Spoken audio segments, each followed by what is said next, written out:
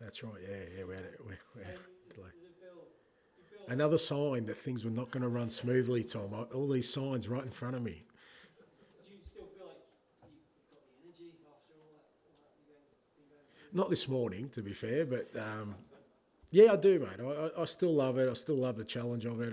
I get, I'm under the pump and I've been under the pump for a while now. But like I said, it feels like it hasn't been smooth sailing from the moment I've started. But I still love it. I still love the challenge of it. I still love the unknowns of it and the possibilities of it. I keep saying I'm still really optimistic and bullish about what we're doing and where we're heading.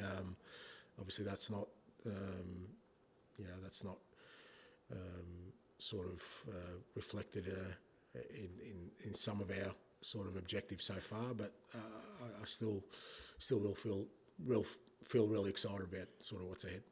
Feeling bullish. I mean, I don't know if you saw Decky's press conference the other day, but he was very bullish about yourself and the way that things going under your stewardship. I mean, having a senior player like that speaking that way must be good to hear.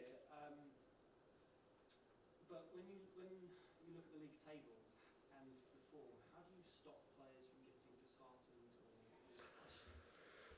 Well, I don't think disheartened, and I think I mean Decky's probably a good example. He's as disappointed as anyone, and really wants to sort of not accept the position we're in and believes we can be better, and I think that's important. I've never felt like the players are saying, "Oh well, we're just on a bad run, or we've got injuries," or they're genuinely disappointed with the way we're going in the league, as am I, and we can't accept it. It isn't good enough, and I've said all along my role in that is to try and make sure that I try and support the players and everyone to steer us out of the predicament we find ourselves in. But I haven't felt like the players, have accepted that or been disheartened. And the flip side is that, we have done well in other competitions. Like I said, Carabao Cup, we've had to beat some pretty decent teams to get to where we are. In Europe, we finished fourth again, in some pretty trying circumstances. So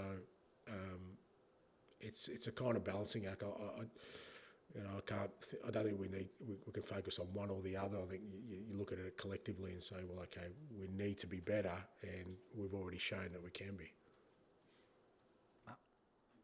Can I ask you about Vicario specifically? When he might be back? He seems to be ahead of schedule. Is that? Yeah, fair to say that. Look, he's training now with Birchie and the keepers, so that's the first good sign. He'll just come down now to when he feels really comfortable.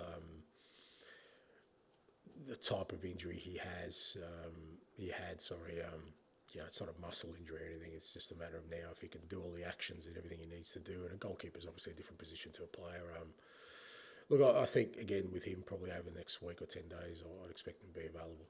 So with that and all the other stuff, do you feel like there's a reset coming, almost like a time when you sort of almost go again, relaunch your season? Yeah, I think so. I think if you look at our kind of, which is why it was important last night. If you look at our schedule, we kind of obviously we've got a big week, but then we play Villa in the FA Cup, and then we've got a sort of clean week to Man U, and that's the week all of them are sort of scheduled to start training. So if we get a full week of training, because at the moment we're hardly training, because it's like this morning, seriously, I could join in, probably you could join in, Matt, with the training we're doing at the moment.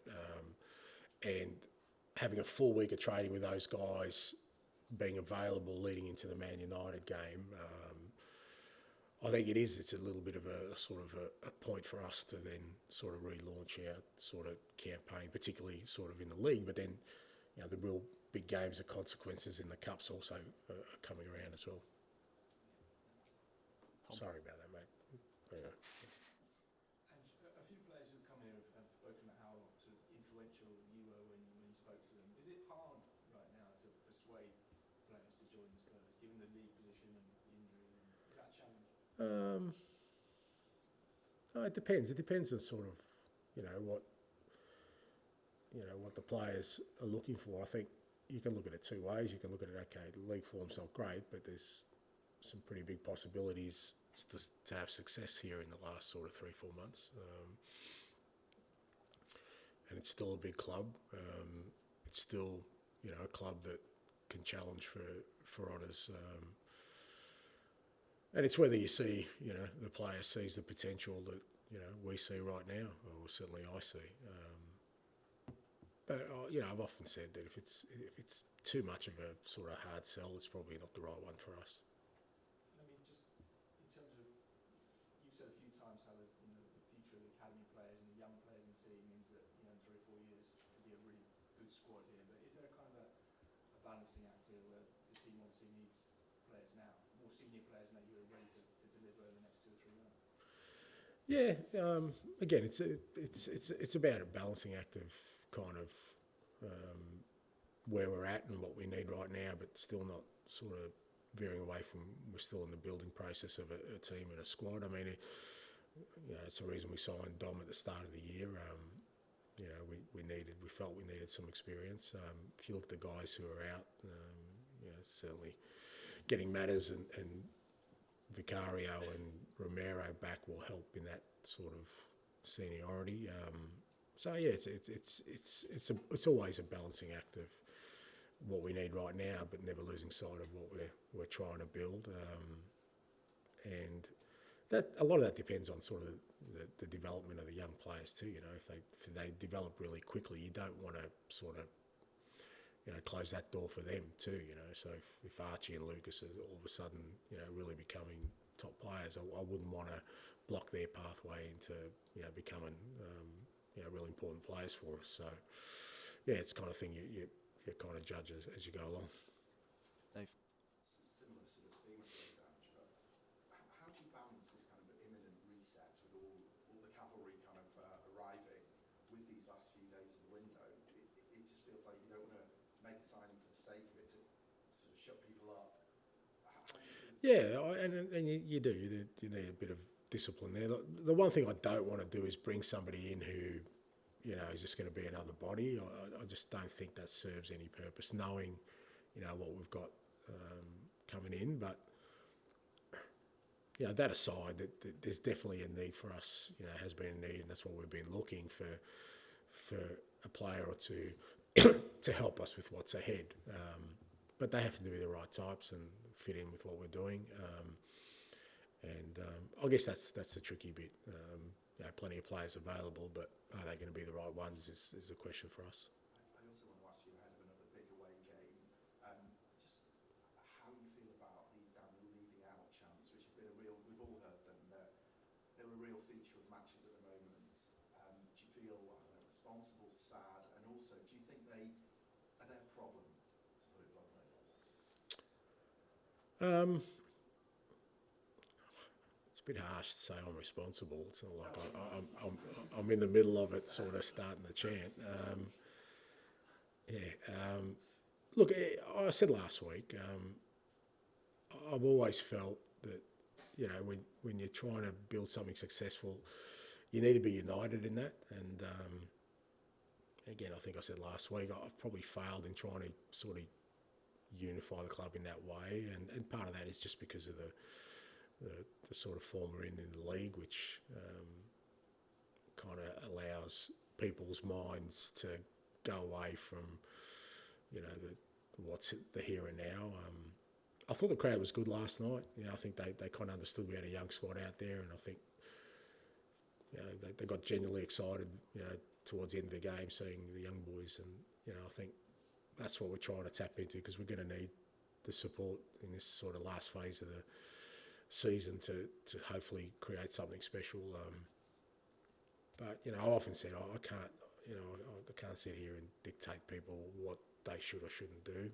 My role is to try and hopefully create an environment where, like I said, we're unified, and we have to be unified if we're going to, you know, particularly when you're going through tough times. The last thing you want is, you know, kind of splintering in sort of our mindset and focus. You know, on that, Ange, Daniel's been chairman here for 24 years. There's a lot of water under the bridge with the supporters, I guess.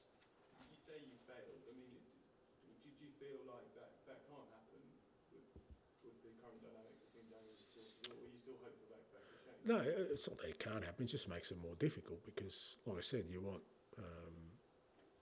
and like I said before, it's not an unusual situation for me. I've faced it before at other clubs. But usually when you get things right on the field, that kind of gets everyone sort of aligned again and focused on what's important. I think even for the supporters themselves, I think they'd much rather just come to the game and cheer their side on, and feel good about their football team. Now, obviously they don't at the moment because of our form and sort of our league position, which is kind of understandable. And I think when that happens, if that happens at any club, there's going to be some sort of dissension there. But again, all I can do is try and my utmost to try and, again, get the team back on track in the league and hopefully, give our supporters, again, that sort of priority of just enjoying their football team. You'll be aware, I think, that there's a perception among supporters, rightly or wrongly, that Daniel doesn't back his managers and that he's not prepared to kind of go the extra mile for them, and that this slow January so far has kind of fed into that perception. I know you're not always across transfers, and I'm probably asking the same question in a different way, but from what you've seen, is that fair, that perception? Again, perceptions and what I deal with is reality, and